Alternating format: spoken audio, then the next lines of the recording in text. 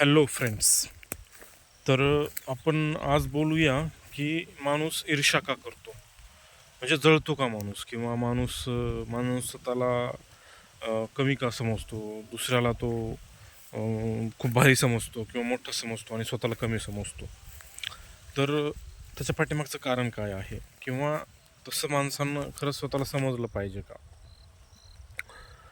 तर तसं बिलकुल नाही समजलं पाहिजे, कारण प्रत्येकाची लाईफ वेगवेगळी आहे मित्रांनो. प्रत्येकाची कंडिशनिंग वेगवेगळी झालेली आहे.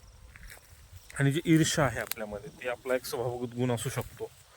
आपल्यामध्ये ईर्ष्या आहे, भीती आहे, आपल्यामध्ये वासना आहे, आपल्यामध्ये क्रोध आहे, है ना. हे विकार आहेत आपल्यामध्ये. पण ते विकार आपल्याला प्रकृतीने दिलेले आहेत, राईट. ते आपल्यामध्ये आलेले आहेत.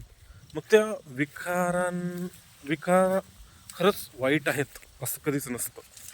तर तुम्ही त्याचा वापर कसा करून घेताय, किंवा तुम्ही स्वतःला त्याचा किती त्रास करून घेताय, किंवा तुम्ही त्याला खरंच व्यवस्थितपणे कसं हाताळतायत, ह्याच्यावरती सगळं ठरलेलं आहे.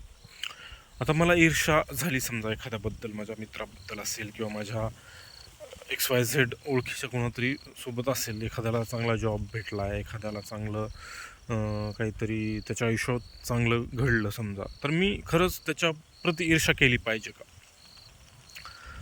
तर मला असं वाटतं की मी कधीच त्याच्याबद्दल ईर्ष्या नाही केली पाहिजे. का? कारण त्याने जे मिळवलं आहे, त्याला जे भेटलं आहे, ते सर्वस्वी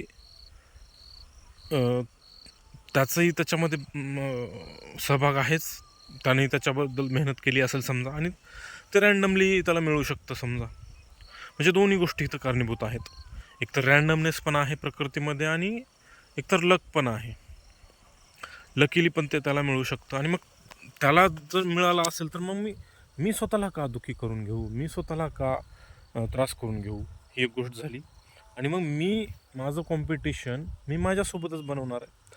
कारण सांगू तुम्हाला, कारण त्यानेही जरी अचीव केला असेल गोष्टी, पण तो स्वतःला नाही पाहत, तो दुसऱ्याला पाहतो. मग त्याच्यापेक्षाही आणखी कोणीतरी वरती असेल, आणि तो त्याला पाहत असेल, आणि कदाचित तोही कमी समजत असेल स्वतःला. We never knows about that. तर ही त्याच्या पाठीमागची एक म्हणजे गोष्ट मला वाटते. म्हणून कारण आपण आपल्यालाच बीट करू शकतो मित्रांनो. आपण दुसऱ्याला जरी बीट केलं तरी मला नाही वाटत की जो आपण खरंच काहीतरी खूप मोठं उखळलं असेल त्याच्यातून. कारण आपण जे करतोय त्याच्यापेक्षा बेटर करणारे पण आणखी भरपूर आहेत, किंवा त्याच्यापेक्षा म्हणजे आपण ज्या कंडिशनमध्ये आहोत त्याच्यापेक्षा आणखी बेटर कंडिशनमध्ये पण लोक आहेत. आज मी 1 लाख कमवत असू, तर कोणीतरी 2 लाख कमवणारा पण आहे. कोणीतरी 2 लाख कमवणार आहे, तर कोणीतरी 5 लाख कमवणार आहे. दॅट नेवर एंड्स मित्रांनो. तो जो गेम आहे तो कधी संपणारा नाही आहे. तो पण एक ट्रॅप आहेच. आणि म्हणूनच तुम्ही स्वतःची तुलना जी करतो आपण, कम्पॅरिझन जे करतो, ते खरंच स्वतःचं कम्पॅरिझन आपण स्वतःसोबतच केलं पाहिजे. आणि जोपर्यंत तुम्ही हे समजून घेणार नाही, तोपर्यंत तुम्ही कम्पॅरिझन करून किंवा एखाद्याप्रती ईर्ष्या करून दुःखी होत राहा. तर ही गोष्ट तुम्ही समजून घ्या मित्रांनो. आणि जरी कितीही ईर्ष्या केली तरी त्याच्यातून खरंच तुम्हाला काय मिळणार आहे, ह्याचा पण तुम्ही विचार करा ना.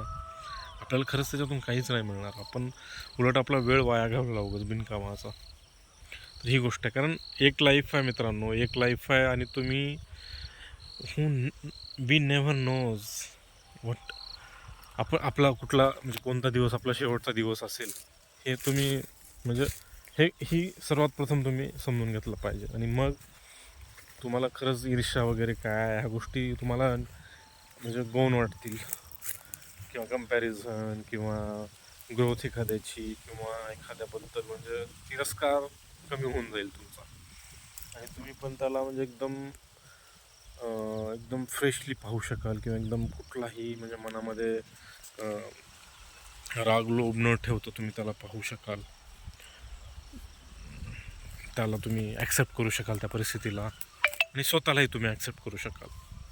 म्हणजे ह्याच्या पाठीमागचं म्हणजे मला तर हा मूलमंत्र वाटतो की बाबा आपण स्वतःची तुलना स्वतःसोबतच केली पाहिजे. मी जसा काल होतो तसा मी आज नाही राहणार. मी रोज इम्प्रूव्हमेंट करत जाईन, मी रोज नवीन काहीतरी शिकत राहीन, मी रोज नवीन काहीतरी माझ्यावरती काम करत राहीन. हे तुम्ही केलं पाहिजे मित्रांनो. आणि मित्रांनो, जर तुम्हाला माझी स्पीड कमी वाटत असेल तर तुम्ही माझा व्हिडिओ 1.5x या स्पीडवरती पण पाहू शकता मित्रांनो. आणि माझ्या कामाला तुम्ही सपोर्ट करा. आणि थँक्यू सो मच.